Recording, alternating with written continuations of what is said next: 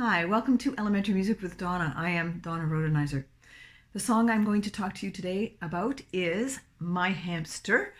This is a song for students in grades 4 to 6, either in a small group class, soloist, an elementary music classroom, or a choir. And I will sing a bit of My Hamster for you, and then we will come back and talk about it.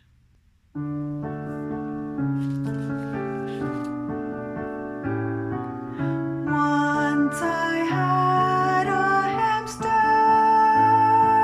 soft and small and gray. Then one day my hamster somehow ran away. I wished that little hamster would hurry and come home. I am so very lonely. I feel so all alone. Doesn't he know that I love him? Doesn't he know that I care? Please won't you tell my dear hamster to come back home if you see him anywhere.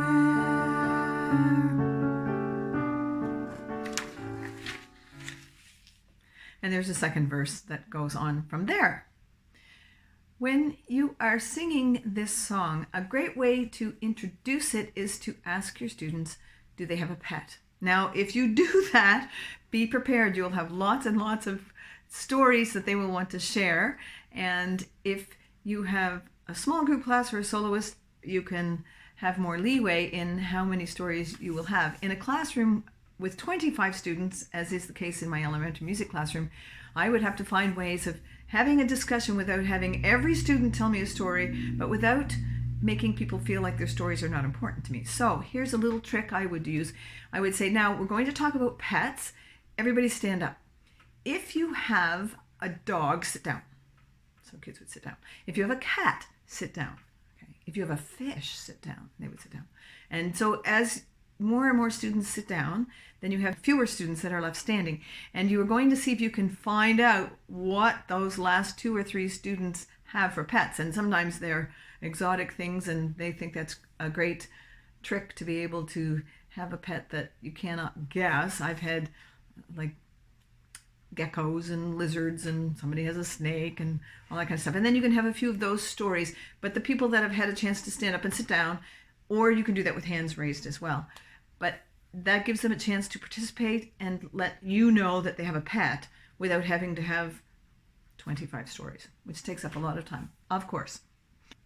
Once you have had a few emotional connective stories to this topic of pets, you can introduce the story of My Hamster. Now, if you just read the lyrics, you will discover that the person that is singing has lost their hamster. They're very sad. They love their hamster very much. That hamster's gone. They promise to do all things possible to make that hamster as happy as possible if the hamster will just return. And by the end of the song, no hamster. Now, I do want to be very clear at this point in time that if you share this song with your students, you can say you heard it from the composer herself, that in real life, the hamster was found and did get returned.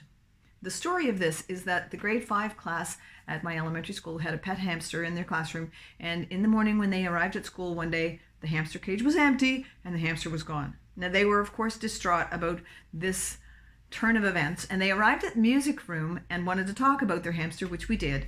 And I went home that evening and wrote them this song. So I poured into the song the emotions, the feelings of loss and concern that their hamster was missing. However, 3 days after I wrote this song and the kids came back to the music room, they said, the hamster's back. And I said, wow, how did that happen? How did the story turn out? So they told me that they had gone to gym class, and there was a barrel of basketballs that was being stored in the gym. And when they had all the basketballs out to go do whatever activity they were doing, in the bottom of the barrel was the hamster. How we got there, we don't know, because their classroom was at one end of the school and the gym is at the other end of the school, down 2 flights of stairs. So either that hamster really felt it was necessary to get a good workout and go to the gym and was in great shape after that, or I don't know how we got there. Anyway, the real life ending is a happy one for this song.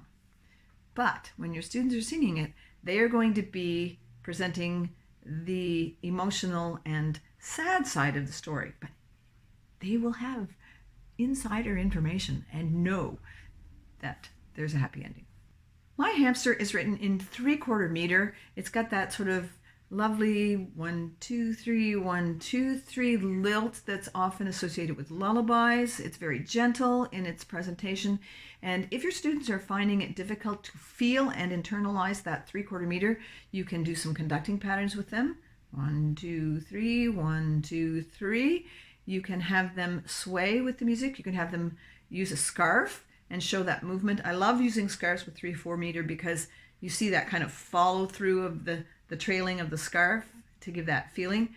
And if you need to, and the student is having still trouble with, well, that was a bad sentence.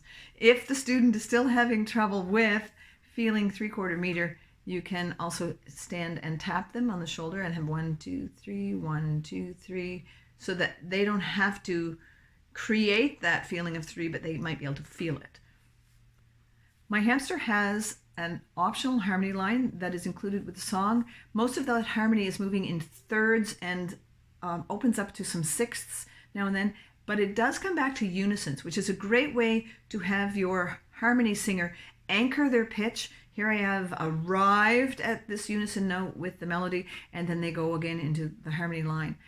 It's a great piece to introduce to a choir or a small group class where you are working on harmony singing, and you can also pair 2 singers with different levels of skill by having the less experienced students sing the melody and have your more experienced singer who maybe have developed some independence of singing to sing the harmony line.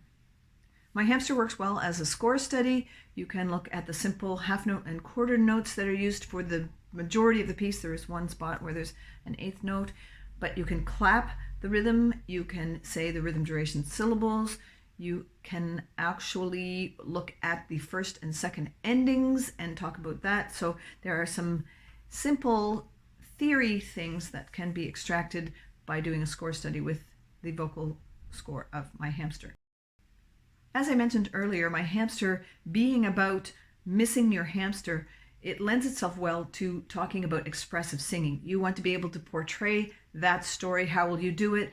With good breath energy, long phrases. You might use some hand gestures, or you might use your face to all enhance the expressiveness of your performance. My Hamster is available at donnaandandy.com. It includes a vocal score with that optional harmony line written in the vocal score. There's a piano score, printed lyrics, teaching tips, and there are 4 accompaniment tracks. 2 are with piano and piano with melody guide. The one I sang with just at the beginning of this video was the piano part with the melody guide included. There are also 2 Donna and Andy tracks. We recorded this song on our CD Computer Cat, and so you have our Donna and Andy performance track as well as our studio accompaniment track, which has a beautiful cello added to that plaintive and legato melody of My Hamster. Wherever you are, whether you are in a vocal studio, an elementary music classroom, or working with a choir of young singers, I hope you have a great day making music and make music a great part of your day.